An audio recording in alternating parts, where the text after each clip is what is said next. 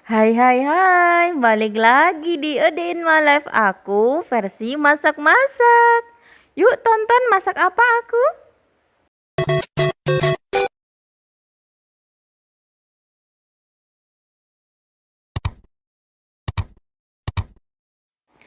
Nah guys, kali ini aku mau masak pindang patin guys. Nah ini pengalaman pertama aku masak pindang patin ya guys. Di sini udah aku siapin bahan-bahannya apa aja. Nah di sini ada aku pakai 2 ekor ikan patin yang udah aku cuci bersih.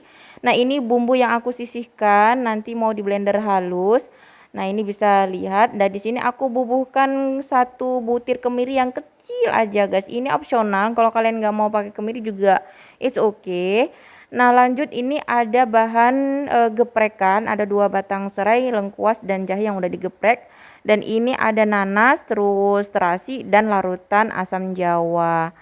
Nah kita blender dulu tadi bumbunya. Nah ini udah di blender halus.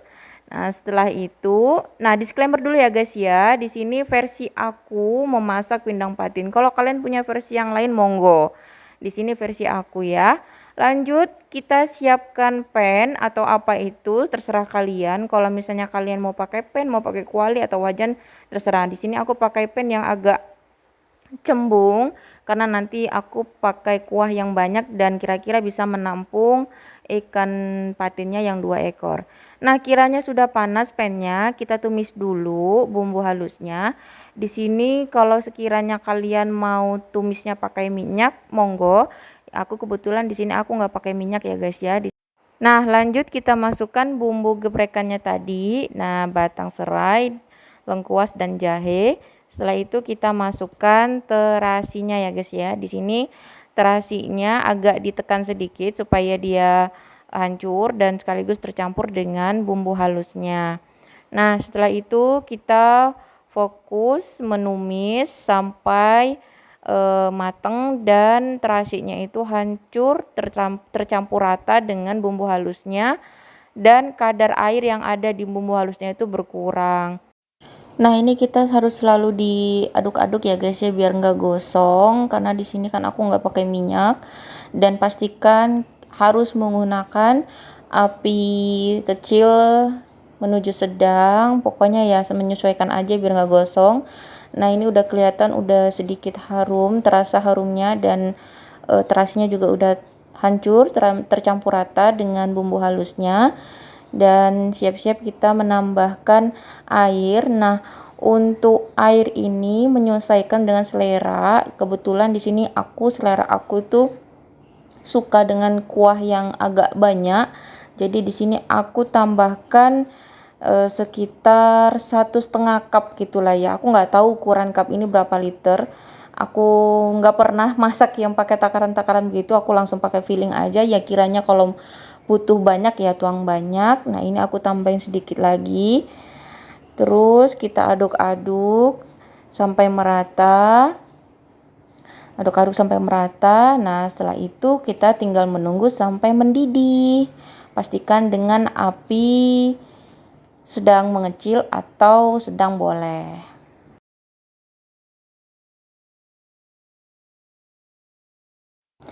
Nah ini kuahnya sudah mendidih guys. Nah sebelum kita masukkan ikan patinnya kita tambahkan dulu bumbu-bumbu tambahan penyedap rasa. Di sini aku pakai gula. Nah dikira-kira aja, aku nggak bisa memberikan takaran ya guys ya. Jadi sini aku masukin gula, terus garam kasar. Kenapa aku di sini pakai garam kasar? Karena masakan aku kan dominan kuah, jadi gampang larut kalau berkuah. Jadi aku menggunakan garam kasar. Nah terus aku tambahin kaldu jamur. Nah ini kaldu jamur sekitar hitungannya jadi 1 sendok teh lah ya. Nah setelah kita tambahkan bumbu kita aduk sebentar supaya merata dan garam kasarnya tadi sudah larut di dalam kuahnya. Setelah itu baru kita masukkan ikan patinnya pelan-pelan, masukkan ikan patinnya tahap demi tahap sampai habis.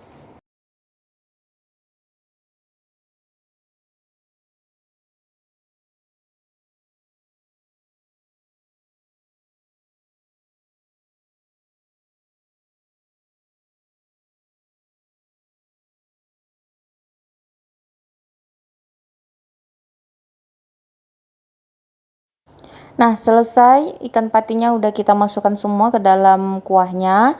Kita aduk sebentar, pastikan posisi ikan patinnya itu terendam dengan kuahnya semua.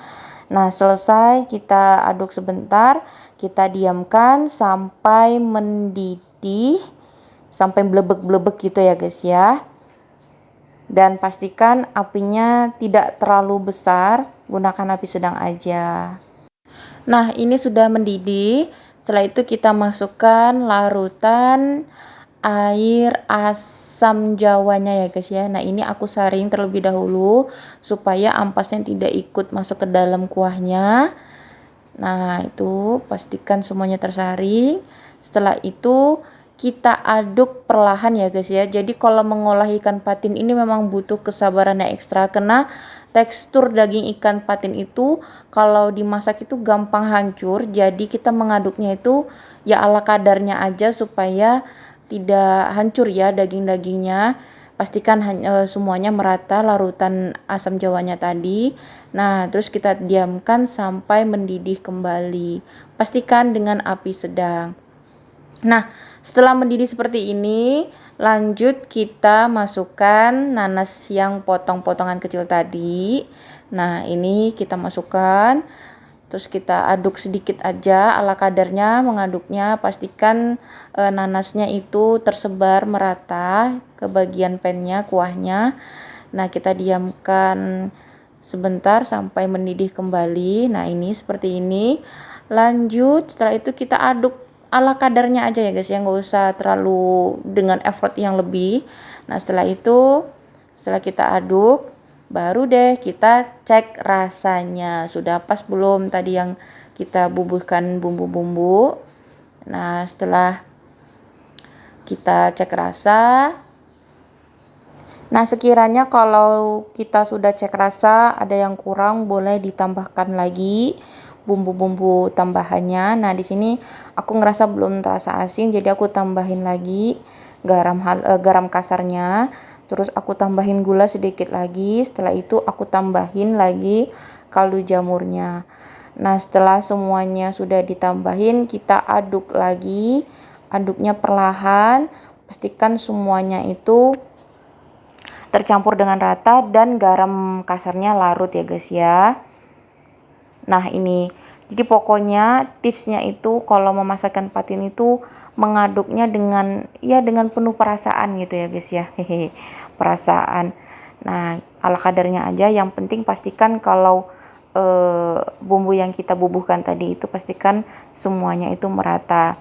Nah, setelah ini kita cek rasa lagi, kalau sudah oke, kita diamkan beberapa detik sampai tanek ikannya.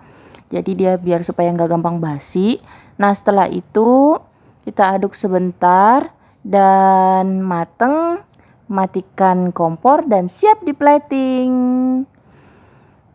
Dan inilah akhirnya pindang patin ala Chef Leha. Hehe. Boleh di recook ya guys resepnya. Makasih guys udah nonton. Sampai ketemu lagi di vlog selanjutnya. Bye bye.